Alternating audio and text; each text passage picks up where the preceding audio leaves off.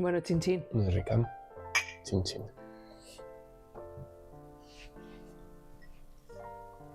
Hoy teníamos pensado hablar sobre cómo le dijimos a nuestros hijos, pues eso, que su papá había fallecido y en tu caso que te querías divorciar o que te habías divorciado, no sé, luego me cuentas si fue antes o después del divorcio. Sí, y de las preguntas que nos han hecho, ¿no? De cómo les hemos ido respondiendo a lo largo de los años, cómo han ido cambiando esas preguntas. Un poco todo eso, ¿no? Porque sí, es importante, yo creo. Creo que da para mucho y bueno, pues cada uno tenemos nuestra experiencia y hemos ido aprendiendo un poco sobre la marcha, ¿no? ¿Cuál fue el proceso en tu caso? ¿Se lo comentaste antes? O sea, fuiste porque la niña era muy pequeña. Sí. ¿Fuiste preparando a tu hija antes del divorcio? O sea, de que cada uno fuera a vivir a una casa distinta, ¿o cómo fue? Pues yo es que el recuerdo más intenso que tengo de aquella fase fue dejar a mi hija en casa de su madre y que ella se quedara como sorprendida de que yo no iba a ir y que no iba a subir y que me despedía de ella y entonces pues decirme, pero papá, ¿por qué no subes? Pero ven tú a casa, porque fue su madre la que se cambió de piso. Entonces,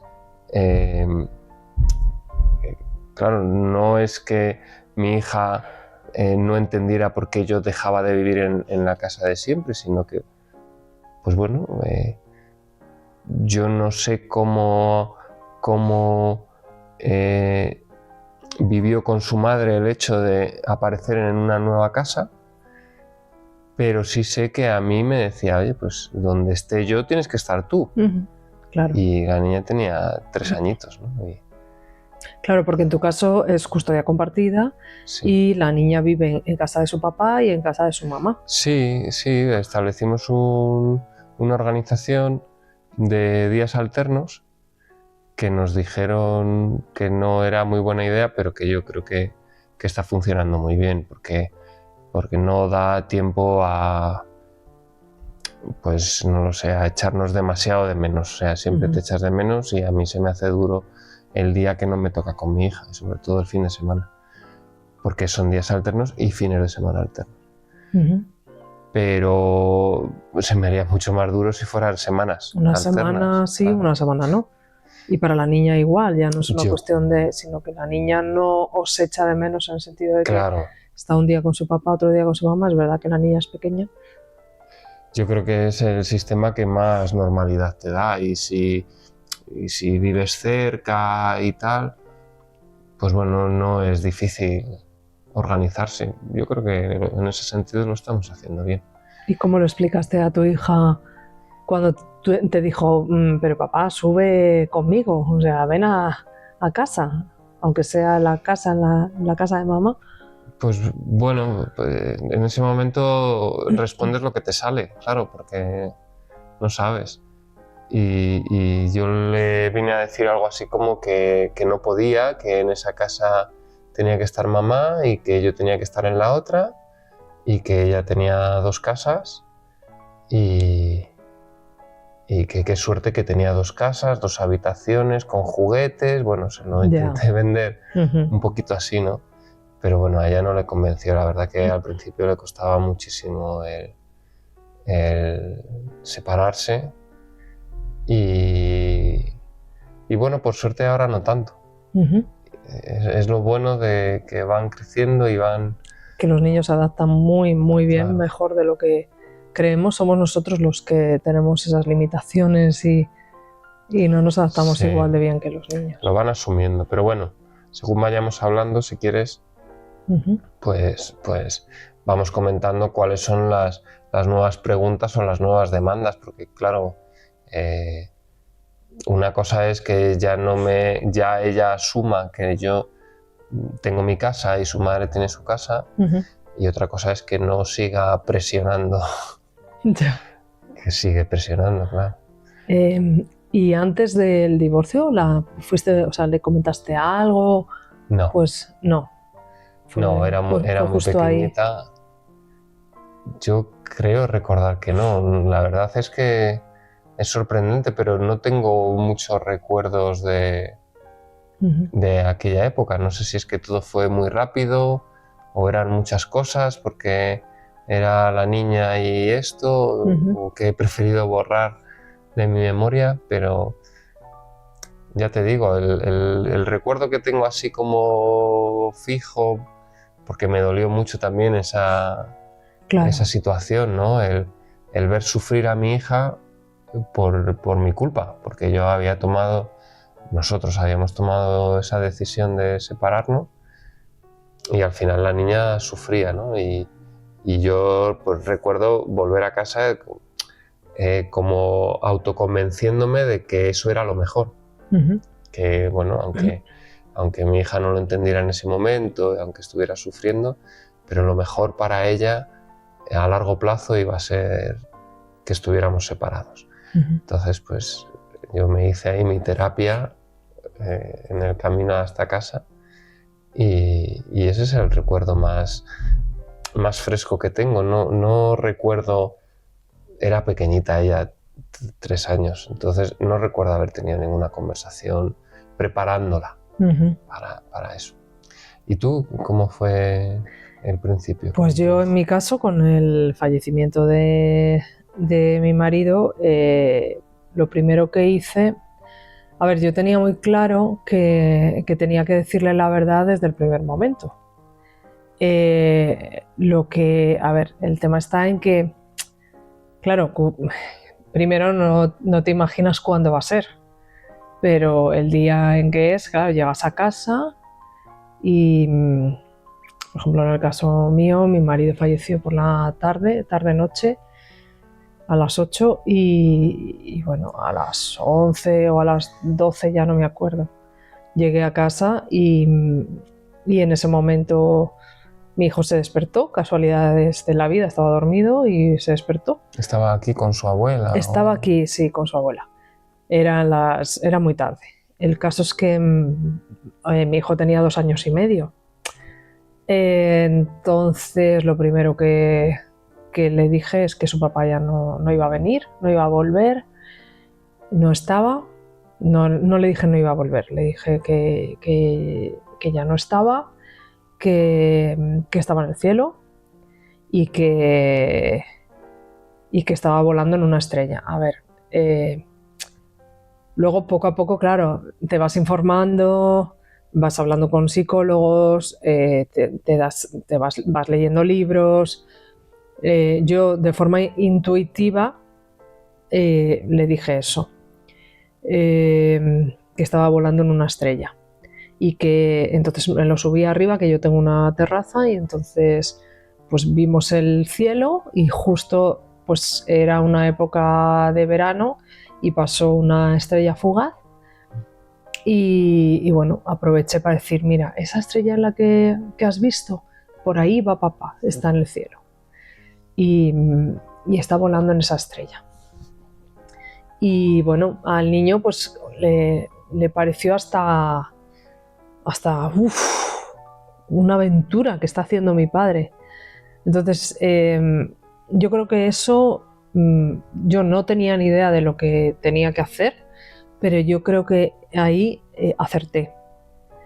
Luego, posteriormente, claro, vas leyendo y te vas dando cuenta de que, claro, la información a los niños depende de la edad que tengan y tienes que explicarlo, la ausencia de la muerte de un ser querido en función de la edad que tengan, ¿no? Entonces, al principio lo tienes que hacer de una forma como un poquito más mágica, luego poquito a poco le vas explicando que su papá ya no va a volver, poquito a poco, bueno, luego si quieres vamos explicando todas las fases que hemos vivido en tu caso y en el mío, pero eso ya cuando me decía, pero papá no, o sea, tenía 2 años y medio, casi 3, pero hablaba perfectamente, entendía perfectamente, pero no va a volver. Y yo, no, mi vida, no va a volver. O sea, yo nunca he mentido a mi hijo, que yo creo que eso es para mí lo más importante. Nunca le he mentido. El cómo le he dicho las cosas de una forma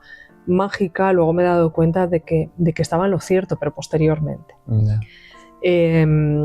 Luego, poco a poco, según te va preguntando, yo poquito a poco le he ido explicando en función de su edad. Pero eso fue, o sea, ese fue el primer día y como te he comentado muchas veces, me prometí a mí misma que a pesar de eso, mi hijo no podía vivir en una casa oscura, en una casa triste, en una casa... y entonces es verdad que siempre, o sea, al día siguiente, por ejemplo, le recordaba a papá, al día siguiente otra vez le volví a recordar sus momentos con papá. O sea, yo nunca he negado esos recuerdos y mantener los recuerdos vivos hasta el punto de que todos los fines de semana desayunábamos desde bien pequeño y yo pues el primer fin de semana después del fallecimiento hacíamos zumo y siempre decía, venga, un chinchín por papá. Y entonces hacíamos un chinchín, papá, por ti. Bueno, pues al final el niño lo fue adaptando a él y ya no lo tenía que decir yo, ¿no? O sea, es que tenía 3 años y un chinchín por papá, mamá. O sea, siempre el recuerdo de papá siempre estaba vivo. Hay personas que no lo hacen así, que hay gente que dices que no quiero hablar de mi marido o de mi mujer que ha fallecido. Pero yo creo que yo le di importancia al hecho de que su padre siempre estuviera presente y sobre todo los recuerdos, los buenos recuerdos estuvieran presentes. Y eso, y al día siguiente pues igual, bueno, con la vorágine de todo el entierro y todo eso, pues yo me lo llevé y yo me lo he llevado con las cenizas y yo he llevado a mi hijo. Sé que no es normal porque últimamente la gente no está acostumbrada a ver un niño pequeño, no está acostumbrado a ver un cementerio, a ver al abuelito que está enfermo en casa. O sea, eso antes sí existía, pero ahora no. Y en ese caso yo intentaba siempre explicarle de una forma mágica, ¿no? Lo que estábamos haciendo. Pues mira, mi niño, ahora nos vamos a despedir de papá porque se tiene que ir al cielo, a esta aventura y a volar en las estrellas y claro, como es un viaje largo que ya no va a volver, pues tenemos que hacerle una fiesta de todos los familiares para poderle despedir con... Ya, pero ¿y por qué están llorando? Pues porque, claro, es que la ausencia de papá pues es muy grande. Preguntaba, ¿sabes? Eso, que sí, por qué estaba llorando la gente. Claro. Y bueno, si quieres, poco a poco vamos hablando ya de fases un poquito más avanzadas, sí, ¿te parece? Claro. Me llama la atención una diferencia entre lo que hiciste tú y lo que hice yo, y es que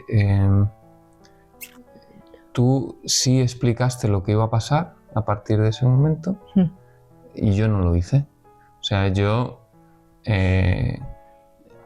dejé pasar la vida y lo que sucediera y ante la respuesta, ante las preguntas de mi hija, pues trataba de dar una respuesta, ¿no? No me paré a explicarle, oye, a partir de ahora, igual que tú sí hiciste, oye, a partir de ahora papá no va a venir. Yo no dije, mira, a partir de ahora vas a vivir en 2 casas, mamá tiene su casa, yo la otra. No, me parece que las 2 estrategias pueden ser igual de correctas, a lo mejor depende del nivel de entendimiento o de... Y luego de que el niño pregunte o no pregunte. Ya. Es decir, si tu hija a lo mejor te preguntaba mucho, pues ahí ya tenía las respuestas. Pero es verdad que hay niños muy callados que se lo tragan y hay que explicar las cosas. Ya. Yo en mi caso fue quizá una necesidad mía, ¿eh? Decir, tengo que contárselo y tengo que decirle la verdad. A una forma importante en la que él lo pueda entender por su edad, pero no puedo dejar de... O sea, aquí no puedo normalizar que su padre ya no esté y Ya. no explicarle las cosas, ¿no? Sí, hombre, yo, según hablamos, me cuesta mucho creer que yo no le explicara nada a mi Hombre, hija, a mí aunque yo no también. lo recuerde. Con todas esas charlas que le das a tu hija, vamos, Kilométricas. de las que se queja a veces. Sí. Dice, ya está, papá, con las Soy el charlas. papá que da las charlas más largas del mundo. Sí, pero me cuesta creer que al principio al llevarle a casa de su madre no le explicara Ujú. por qué íbamos allí ni para qué. O sea, seguro que sí. Pero No conscientemente, no tenías esa... me imagino que no fue una charla traumática, Ya, ¿sabes? Porque no no lo lo recuerdo. recuerdas. Recuerdo ese momento que te he contado como el que más impacto tuvo. Lo otro pues debió de ser algo, bueno, a lo mejor en ese mismo día en que yo la dejé ahí y ella pues protestó. Claro, mientras íbamos de la mano iba diciendo, vale, papá, tú sigue contándome, porque además ella y yo desde siempre, ahora ya menos porque ya es más mayor, pero bueno, conversamos. Ujú, Cuando era más pequeñita, en vez de conversar, pues yo le iba contando cosas, ujú, ¿sabes? Y entonces ella, yo creo que con oír mi voz le valía. ujú. Sí, Y no, diría, pues otro cuento que me cuenta mi padre. claro. Y al llegar a casa de su madre, abrir la puerta a su madre y yo darme la vuelta, Ujú. pues dijo, ostras, esto Papá, ¿qué no haces? no lo he entendido yo así, ¿eh? Esto que me has ido contando no lo he entendido yo así.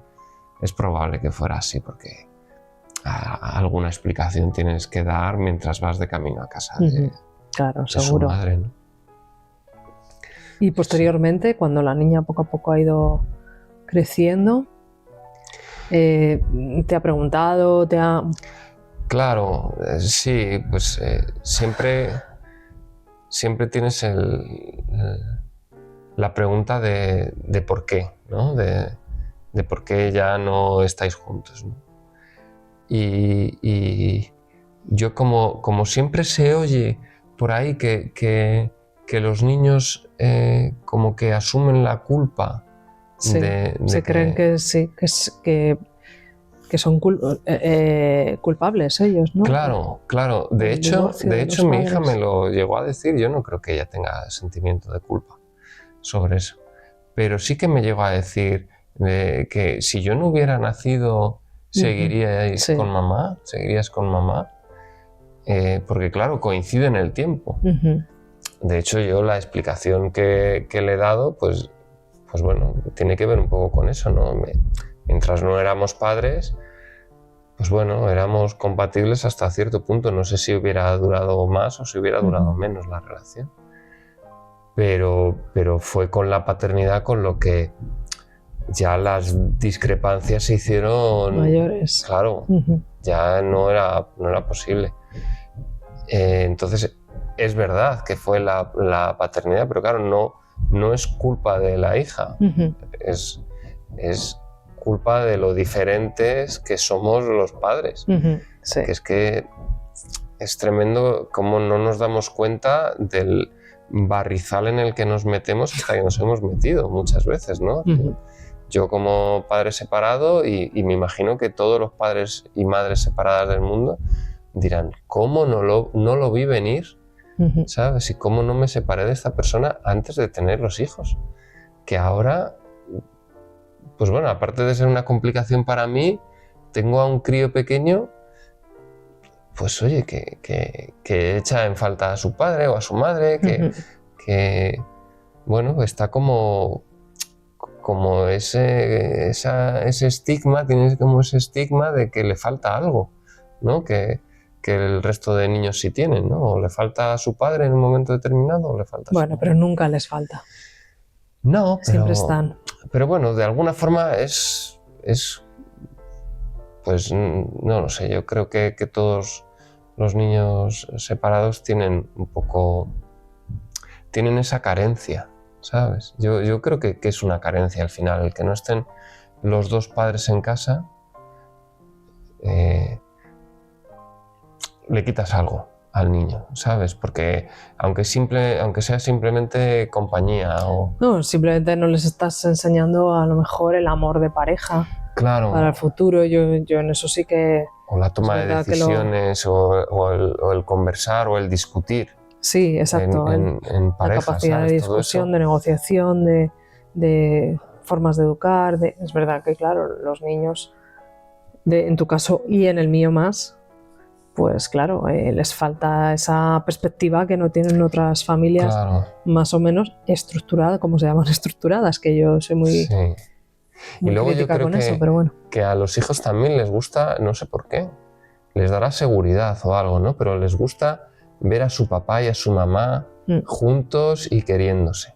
Claro. Luego a lo mejor si les ven besarse ya protestan. Sí, claro. Pero es que les gusta y claro eso falla, eso no existe. Eso no lo tiene, pero bueno, ya está. Y bueno, y a partir de ahí, ella un poquito mayor... Claro, pues eso, ella me iba preguntando que por qué yo le daba mis razones. Siempre he intentado no culpabilizar a su madre, sino simplemente decir que es que tenemos formas distintas de hacer las cosas y ella misma pues lo va viendo, según va creciendo, va viendo las diferencias que tenemos en la crianza, su madre y yo, entonces pues bueno, poco a poco. Y me pregunta mucho que no ya por qué nos separamos, sino como que me insiste en volver a juntarnos, ¿sabes? Hace ahí de alcahueta un poco de volver a juntarnos. Y de hecho, alguna vez de pequeña, pues si hemos estado juntos en una actuación del cole o cualquier cosa, como que yo creo que hasta nos ha cogido las manos, ¿sabes? Para juntarlas. Bueno, no sé, yo no sé, o incluso me decía que se lo iba a pedir de Reyes. Sí, que era, yo la he oído decir que era uno de sus deseos. Uno de sus deseos, sí. Tiene 3 deseos en la vida y uno de ellos es que sus papás vuelvan a estar juntos. Te lo sabes tú mejor que yo. Sí, hombre, claro. Tienes más memoria, no se me olvidan las cosas. Pero sí. Sí, todo eso, ¿sabes? Toda esa presión, pues... ¿Y tú ante eso, cómo vas reaccionando, cómo vas respondiendo ante eso? Pues yo creo que toreo bien, pero a veces ya te infla las narices un poco y ya pues respondes un poco ya mal, ¿sabes? Pero bueno, en general pues hay que intentar responder bien porque al final nosotros somos los responsables de esa situación que ha pasado. La niña es una víctima y es que hay que entender que ella, oye, se le ha roto lo más preciado que tiene, porque aunque para nosotros no fuera bueno, para ella es lo más preciado. Es que es muy curioso. O sea, el matrimonio más atroz del mundo para un hijo es su familia y no quiere que se rompa. Hombre, habrá casos ya extremos que desde pequeñito el niño sea tan claro que el niño ve quiera que sus padres no estén. Claro, pero si en un matrimonio normal que se separa, aunque los padres vean claro que no se puede seguir, pero para el crío prefiere ese juguete roto, recomponerlo, que tener uno nuevo, ¿no? Y entonces, pues bueno, pues yo la intento convencer con razones de que así va a estar mejor, de que pues de la otra manera, sobre todo le insisto en que a ella no le gusta que discutamos. De hecho, al principio de separarnos, como todavía estábamos con el cuchillo entre los dientes, Ya. cualquier cosa era motivo de discusión. Y ella, pues en algún momento lo ha vivido y entonces era muy fácil decirle: ¿tú viste la discusión de ayer o de la semana pasada? ¿Y a ti te gustaría que todos los días fuera así? Ujú. Pues, o si ahora mismo estuviera mamá en casa, pues a lo mejor ella no nos dejaría que hiciéramos esto. Ujú. Y a ti te está gustando esto que estamos haciendo. Ujú. Entonces, oye, es mejor, porque fue ese básicamente el motivo por el que yo me quise divorciar, ¿sabes? Yo pensé, digo, yo prefiero poder hacer esto que quiero hacer con mi hija, aunque sea la mitad de los días, que no poder hacerlo nunca, porque al final llega un momento que dices, por no discutir no lo hago, Ujú.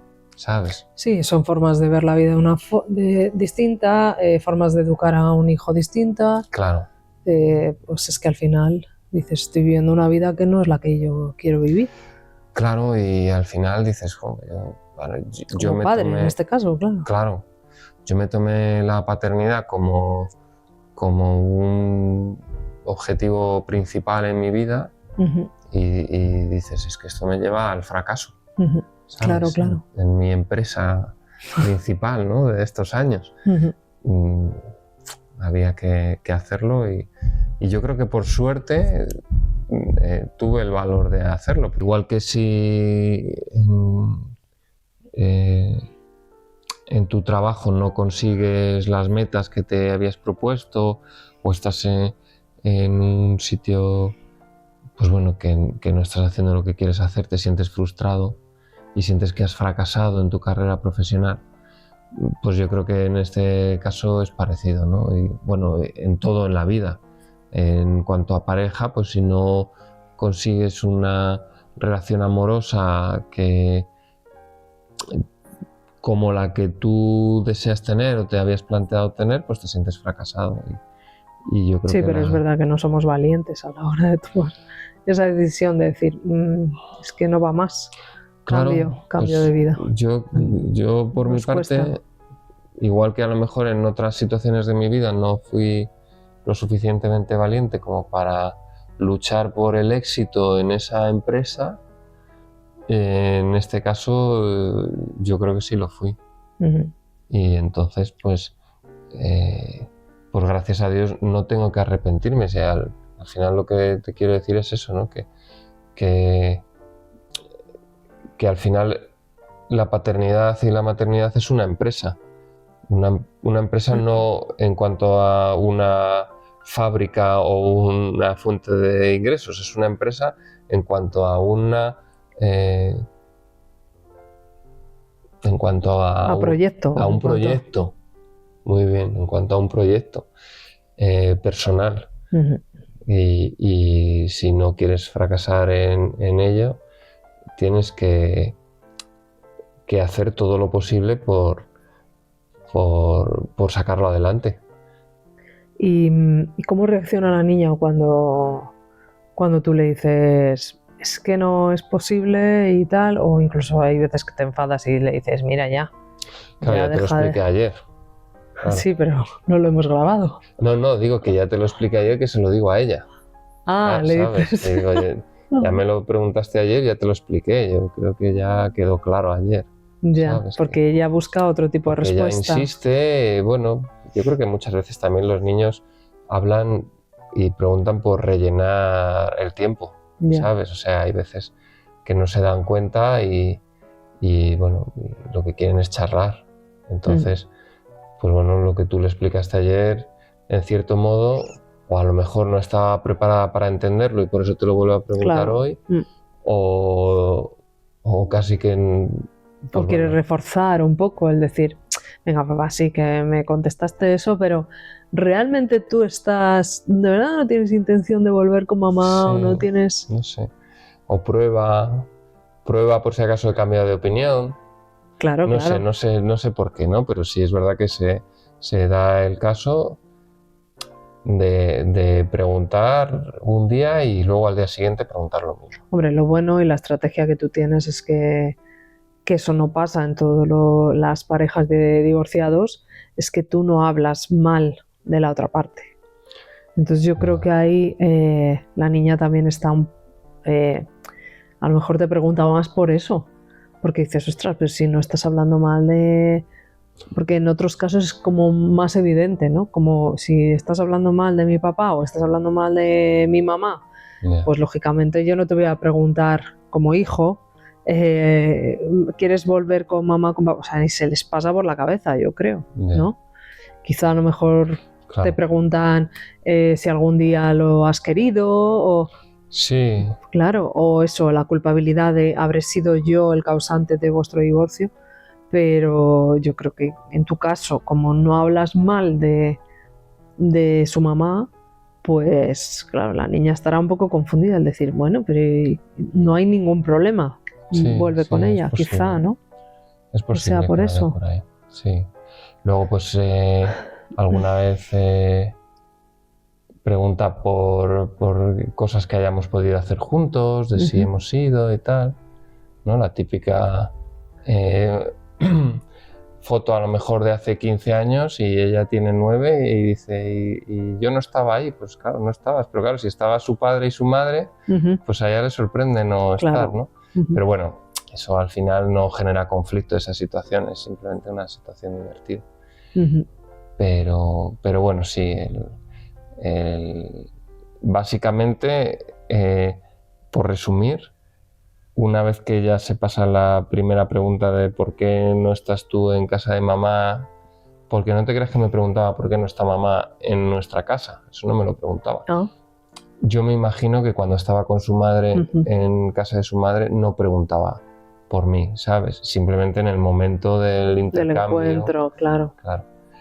Y una vez ya que se pasa esa fase, que ella ya asume que le costó mucho el separarse de uno y de otro, claro, yo siempre la suerte del convenio de la custodia compartida diaria. Diaria, ¿no? Sí. Que yo le podía decir, no te preocupes, que mañana nos volvemos a ver. No te preocupes, que dentro de 15 días nos volvemos a ver o en una semana nos volvemos a ver. Es que lo vuestro es anormal, realmente. O sea, un día sí, un día no.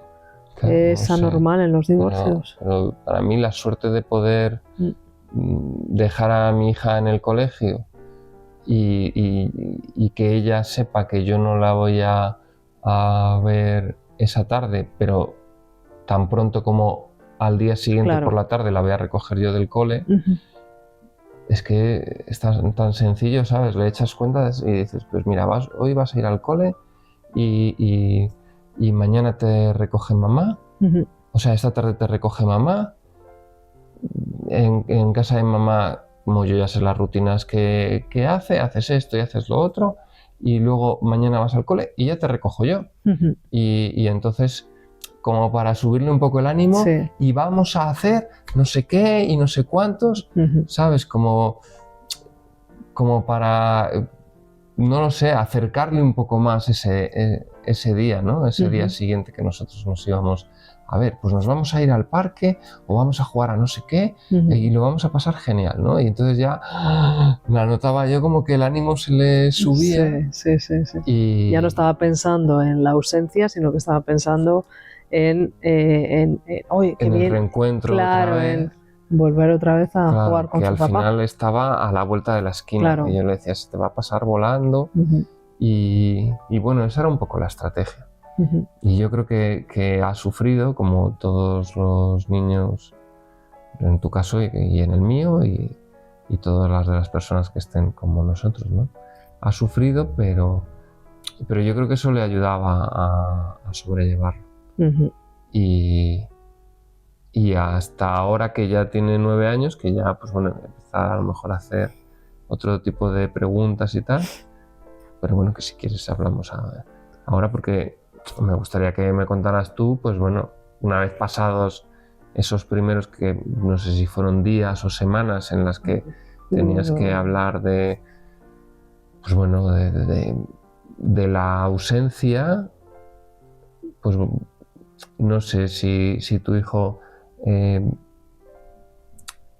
era muy consciente de la ausencia durante todos los días y la notaba mucho, o si fue algo que pasó rápido y...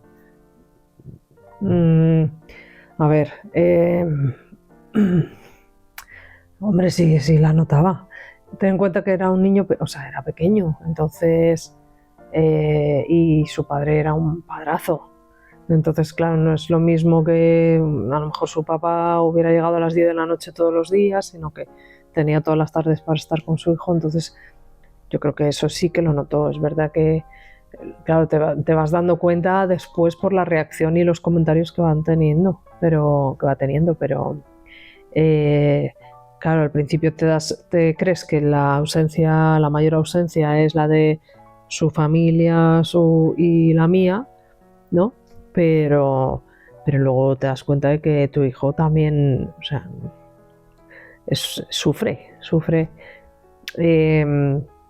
Pues yo que sé, muchas veces ahora ya expresa, pero antes cuando tienes 3 años, 3 años y medio, 4 años, los niños no están capacitados para expresar sus emociones.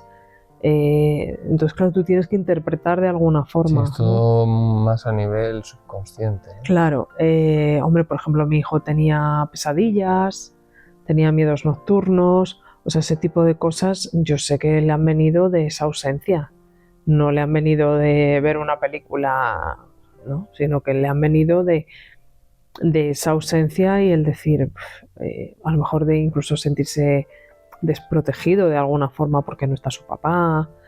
Por ejemplo, mi hijo siempre yo he intentado, por ejemplo, cogerle, agarrarle, abrazarle, pues como normalmente los padres que tienen más fuerza arman con sus hijos y en el parque, en casa, y yo ese papel lo he intentado hacer con él hasta que he podido, porque ya no puedo con él, pero lo he intentado hacer, pero yo sé que a lo mejor él se quedaba mirando a otros papás con los niños que estaban jugando y eso no te lo decía, pero tú le veías la cara.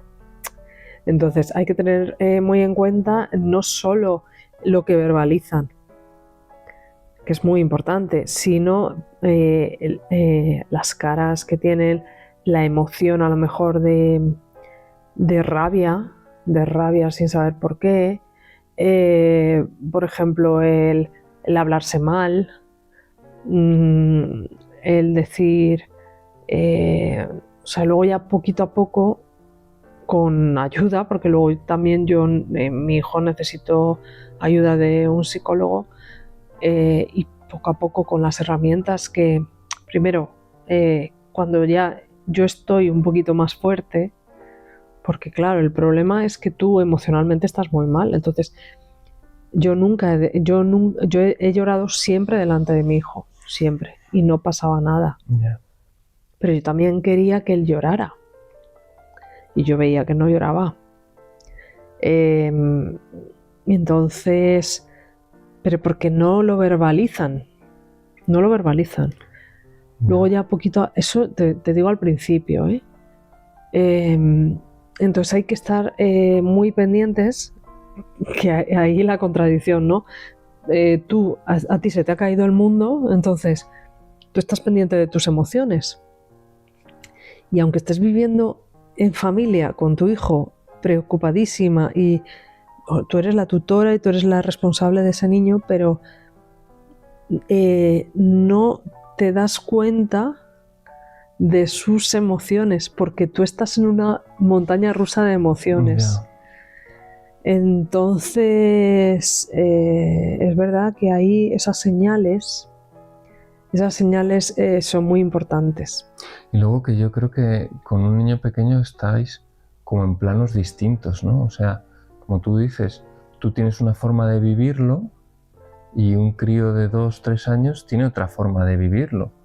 Entonces no podéis compartir ese momento. Si tu hijo hubiera sido adolescente, pues estoy seguro que estaríais en el mismo plano y lloraríais a la vez sobre lo mismo porque podríais verbalizar los mismos sentimientos.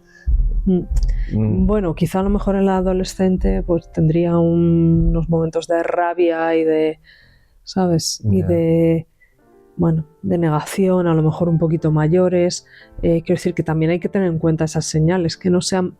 Pero es verdad que un adolescente tiene la capacidad, si se le educa en ello desde pequeñito, de verbalizar sus emociones. Hay muchos adolescentes que se meten en el cuarto y no lo verbalizan. Entonces, o sea, yo ahí veo que es muy, muy importante. Por ejemplo, yo a mi hijo, una de las cosas en las que me apoyé fue conseguí un cuento de Cuentos para el adiós de Begoña Ibarrola, que eran cuentos de una psicopedagoga, bueno, psicóloga también, que hace cuentos para niños, pero siempre con valores y tal. Y bueno, hizo uno específico para el duelo en niños, ¿no? Y eso me ayudó mucho a... Vale, yo no te voy a explicar cómo es el duelo, pero sí me ayudó al leerle el cuento por las noches y el explicarle que las personas o que la vida es vida, o sea, naces, creces, te reproduces, mueres, o la ausencia del abuelo, o la ausencia de un ser querido, o ese tipo de cuentos, poquito a poco él fue entendiendo esa parte, ¿no? Me ayudó mucho esa herramienta, mucho. Y luego, ¿qué más? También me ayudó eso, el hecho de que a lo mejor yo estaba triste y él me preguntaba, mamá, ¿estás triste? Y yo, sí, yo me veía llorar. ¿Y por qué estás triste? Por lo de papá, ¿no? Y yo, sí, hijo, es que, claro, es que papá ya no va a volver. Yo mantenía esa magia de papá está en las nubes, en papá está... otro sitio, pero está. Claro, efectivamente. Realmente, pero no solo por él, sino porque yo siento, bueno, y a ti te lo he dicho muchas veces, yo siento que está, o sea, ha pasado años, pero yo siento que está, que está, que nos protege, que está, de alguna forma u otra, está. Entonces, ese encuentro de verme en un rincón llorando y que venga tu hijo, o sea, no cierres la puerta en tu casa. Ya. Voy a llorar, voy a encerrarme y que no me vea mi hijo. No la cierres, porque tu hijo va a poder llorar contigo, o a lo mejor no, pero va a aprender que esa emoción de tristeza es normal ante la ausencia de tu pareja que ha fallecido. Sí, y os va a unir, ¿no? Porque al final... Exacto, te hace piña. Claro, si no vivís juntos te hace piña, efectivamente. Esa situación. Claro, yo una cosa que decías antes, que tú misma necesitaste al principio explicarle a él lo que había pasado. Sí. Y claro, yo entiendo que eso es también necesario porque no puedes vivir como con ese secreto, ¿no? Claro. Siempre a la expectativa de qué me va a preguntar mi hijo y cómo le voy a responder, ¿no? Es mejor poner todas las cartas sobre la mesa y ahí no hay ninguna tensión de cómo resolver situaciones o preguntas que puedan ser incómodas, ¿no? Exacto. Está todo claro entre tú y yo y no tenemos ninguna barrera que nos separe, ¿no? Y luego, a lo largo de los años, sí que he sido también muy consciente de que el hablar de papá no era tabú. No era tabú. Hay casas en las que no se habla del ser que ha fallecido. Incluso no se ponen fotos.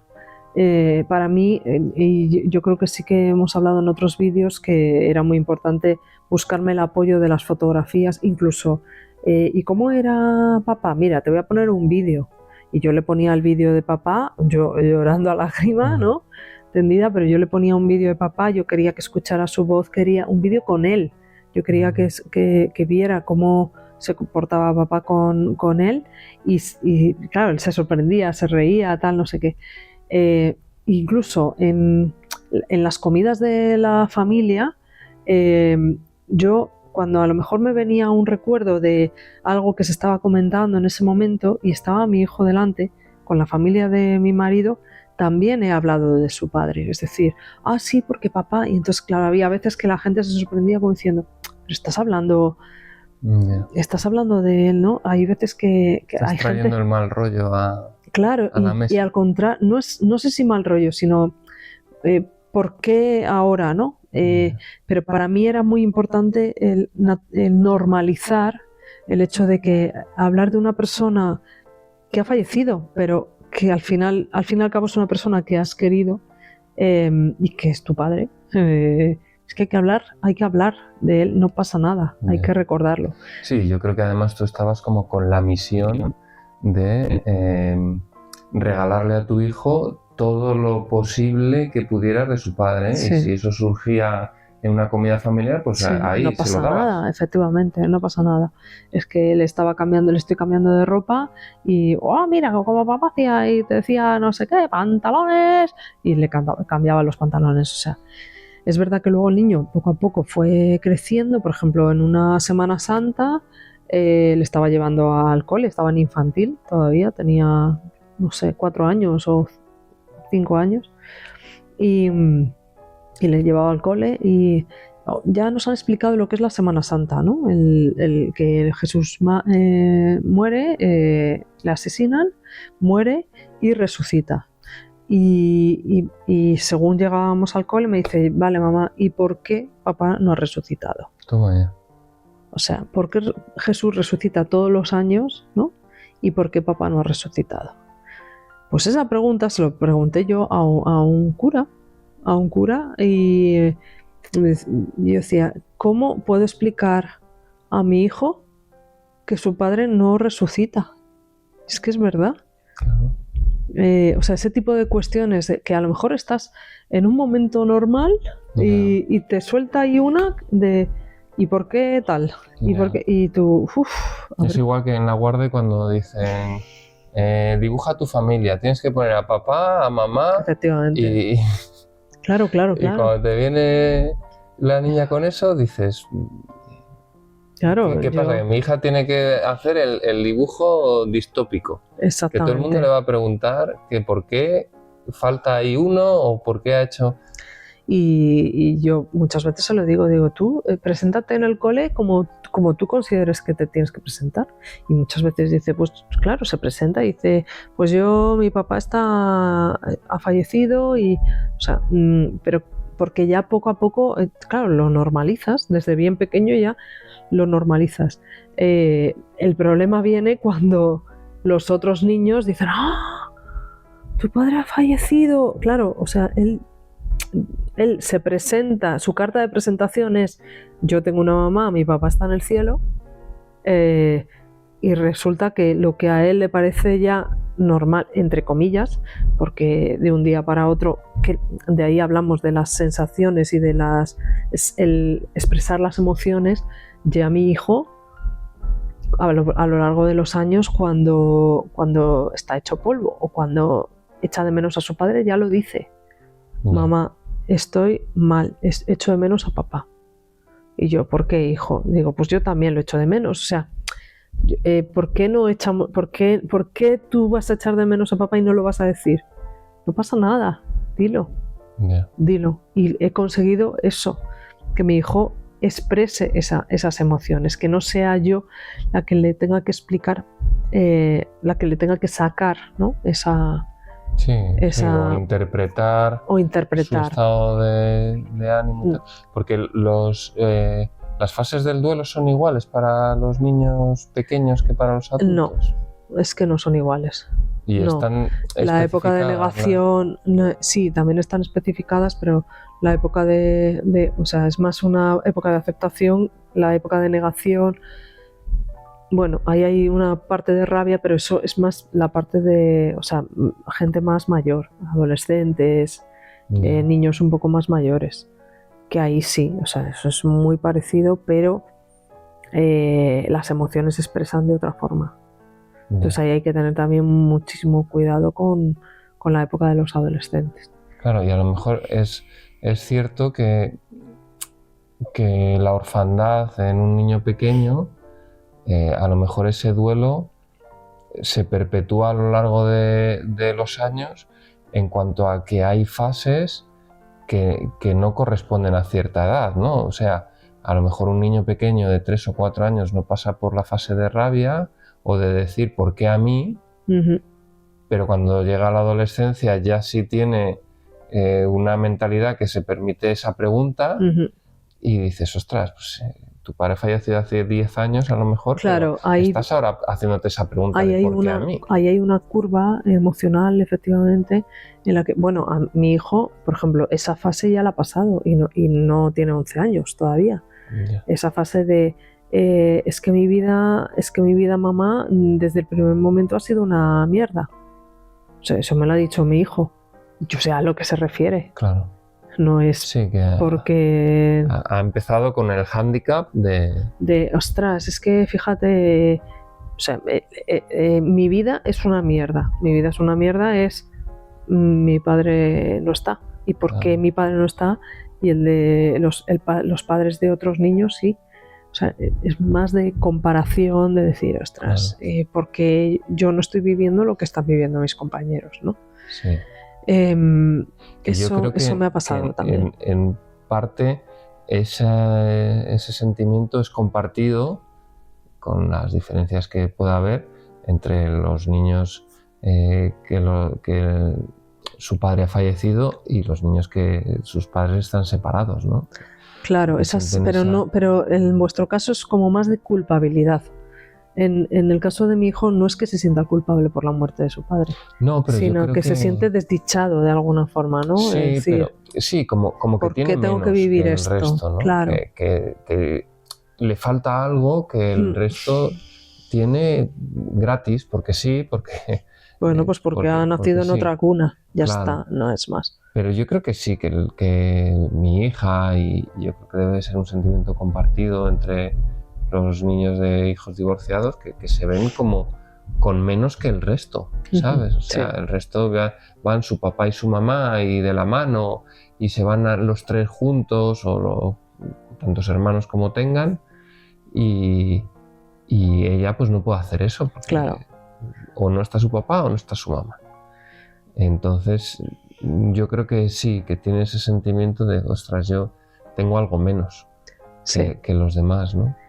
Y por ejemplo, ahora que ya es mayor, o sea, yo poquito a poco le he ido explicando, o sea, desde su papá está volando en una estrella hasta su papá ha fallecido por cáncer.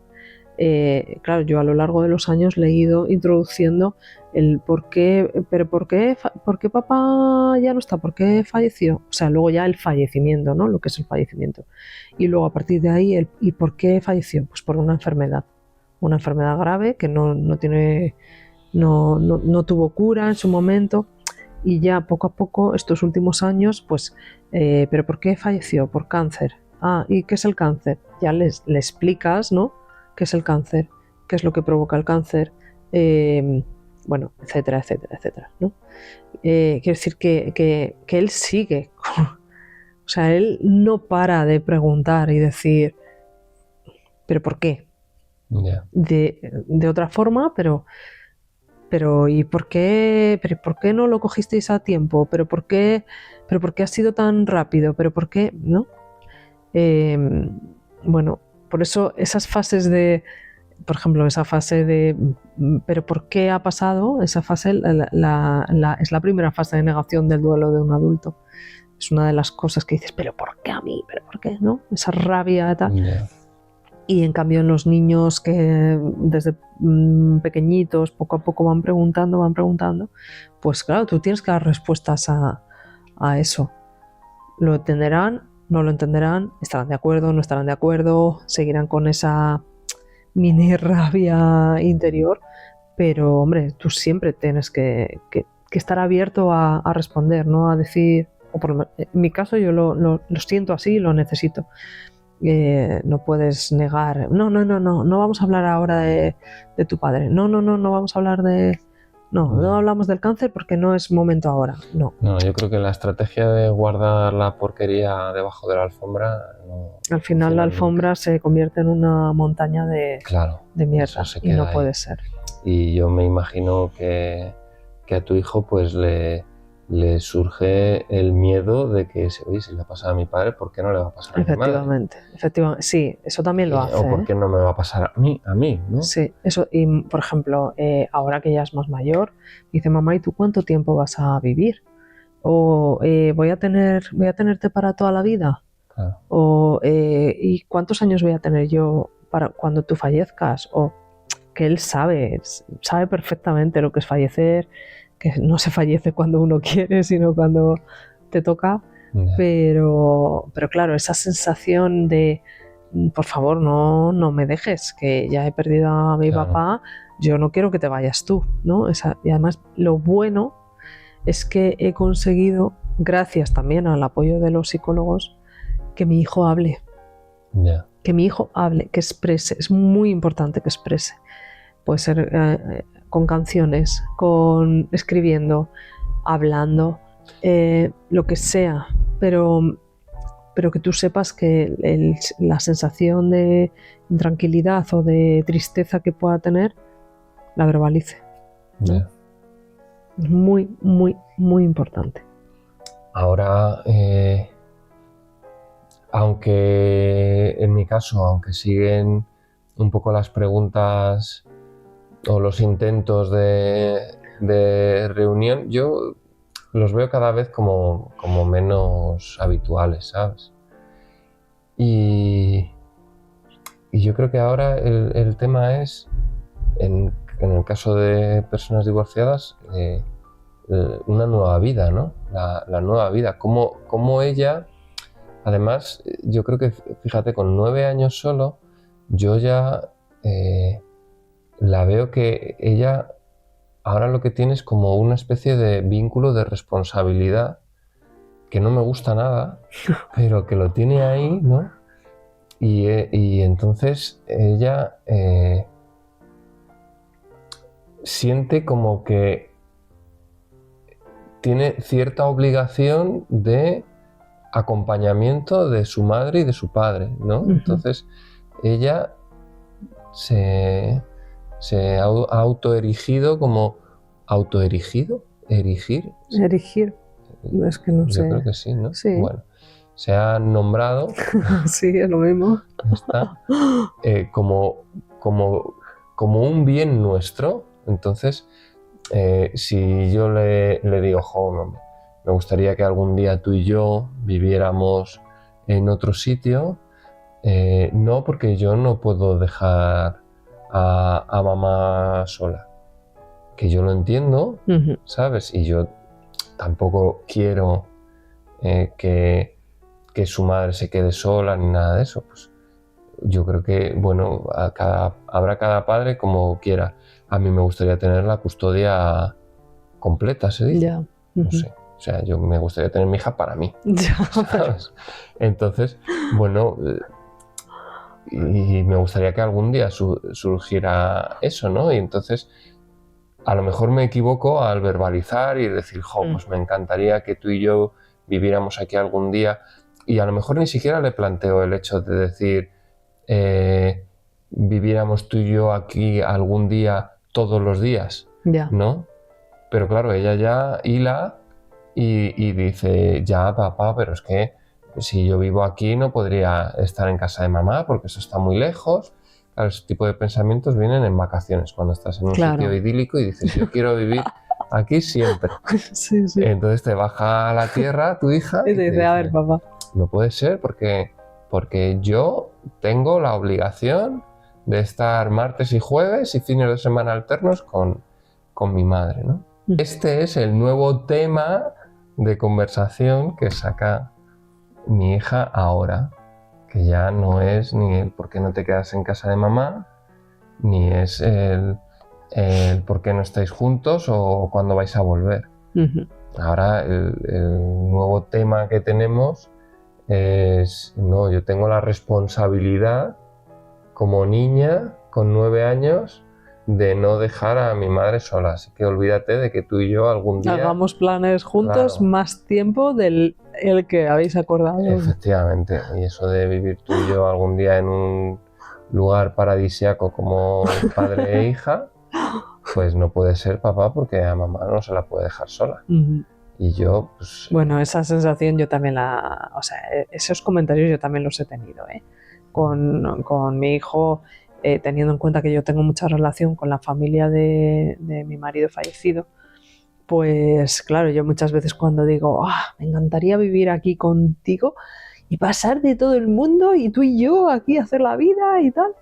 Y dice, no, porque yo tengo que ver a mi abuela, yo tengo que ver a mis tíos, yo tengo que ver a mis primos, A ver, supongo que eso también con la edad cambiará, porque los niños ahora están muy centrados en la familia, pero cuando son Claro, jóvenes, pues se van a influenciar mucho más de sus amigos, ¿no? De su entorno. Claro. Entonces, bueno, eso lo estamos viviendo ahora, pero ojalá estuviéramos dentro de unos años. Es que el lugar paradisíaco... Estoy viviendo en el lugar paradisíaco conmigo. Claro, yo creo que cambia el concepto que tenemos nosotros del lugar paradisíaco de aquí no hay nadie, con el que tienen ellos, de decir, ¿cómo me vas a meter a mí ahí? No está mi familia yo quiero cercana. Estar con mi familia, con mis amigos. Claro, efectivamente. Claro, esto no es un lugar paradisíaco, esto es un infierno. Exacto. Al que me quieres traer. Bueno, no, eso no cambiará hasta que tengan nuestra edad, normalmente, porque no es difícil que lo valoren. Pero bueno, que al final es eso, ¿no? Que cómo va evolucionando el discurso en los niños y lo que nos queda por vivir, ¿no? Porque... Y lo que nos queda por vivir. Todas esas emociones ya veremos. Pero eso ya será para próximos vídeos en Solos con Hijos, ¿no? Sí, ya veremos. Hombre, queda mucho. Queda mucho.